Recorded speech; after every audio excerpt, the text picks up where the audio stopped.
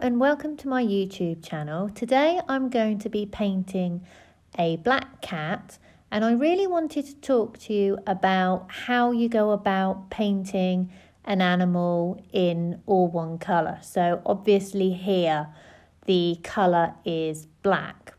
So the way I approach doing something like that is that you have to try and forget about the fact that you're looking at black and try and understand all the different temperatures that you see within the black colour itself.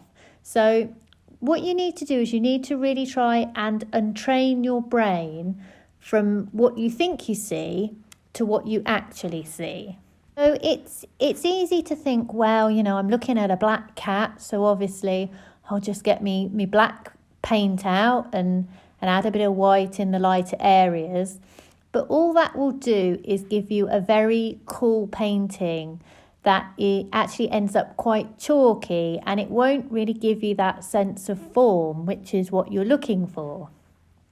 So it's really important to try and understand what you're seeing and to try and understand what shapes it is that you're looking at. So for example, I try and break things down into the most abstract form that I can. So I look at it in the most simplistic way. So I'd say, for example, okay, it's kind of an oval shape for its face, and then we've got some triangles going on for its ears, and then we've kind of got this sort of ovally shaped body. So you're really thinking of it in really, really simplistic shapes.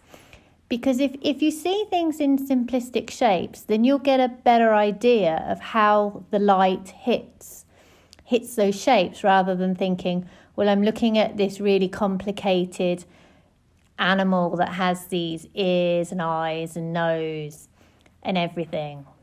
So you also have to bear in mind as well when you're painting this, is that the animal takes on all the colours that are in its surroundings. So in the photograph that I was using, I think it was actually, it wasn't like a digital photo, I think it was a scanned photo. So that makes it even harder, because sometimes it can leave a bit of a sort of an overall coloured residue on the actual image you're seeing. But on the image that I was looking at, it had quite a greeny colour to it. So it was really quite a cool overall image. So these sort of green colours, they need to be added into everything really to help you integrate the animal into its background. If you just have like, right, I'm looking at a black cat, I'll paint that black. I'm looking at this window, I'll paint that lighter. I'm looking at this windowsill, I'll paint that lighter. What you'll actually end up with is a very disjointed painting, and you want something that all kind of flows together. So you really have to kind of understand all the colours, how they work together, and how the background colours also affect your animal in this painting.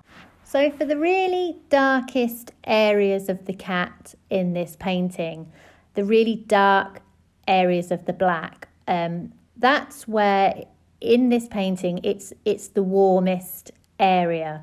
So for that I use lamp black and I use Indian red, but you could use a different black, or you could use cadmium red. But the whole idea is that I'm adding some warmth to that black.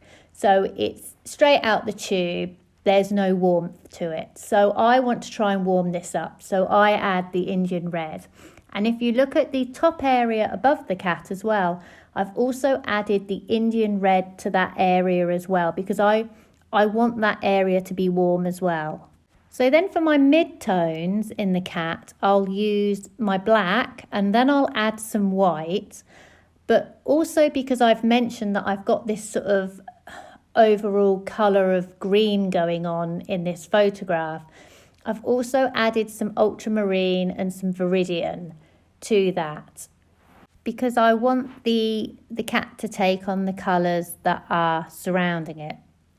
So in my lightest areas of the black, What I'm adding to that is I've got my black, my white, and then I want to add a little bit of warmth again. So I'm either adding yellow ochre, or I might mix up some viridian with some cadmium yellow, or I might use some yellow ochre. But the whole idea is I want my lighter tones of my black to be warmer. So this is really important for creating form. What you've got going on there, if you imagine a sphere, is you've got the really darkest darks at the bottom, and the temperature there is warm. And then as we move into the mid-tones, we're then going cool. And then as we move into the lighter tones, we're then going warm. So it's following this general rule that you're going warm, cool, warm. You can, of course, vary that rule, but I'll talk about that another day because that can get a little bit complicated. So when you look at the cat in its background, you also have to follow this rule into the background as well. So, for example, if you followed the general principle of the warm, cool, warm on the cat, your background also has to follow that principle as well. But again, this is where it gets a little bit complicated because you don't want two warms meeting together or two cools meeting together, because the whole idea is to be able to give that shift of temperature to help you define certain areas. So that is quite complicated to get your head around. Don't worry too much if you didn't totally understand what I was saying, because I will touch on it in more detail in other videos, because it's something that's quite important. So I do go on about it quite a bit. But I hope that you have enjoyed watching my video today. So I will post another one next week, probably be a dog painting. So hopefully I'll see you for the next one.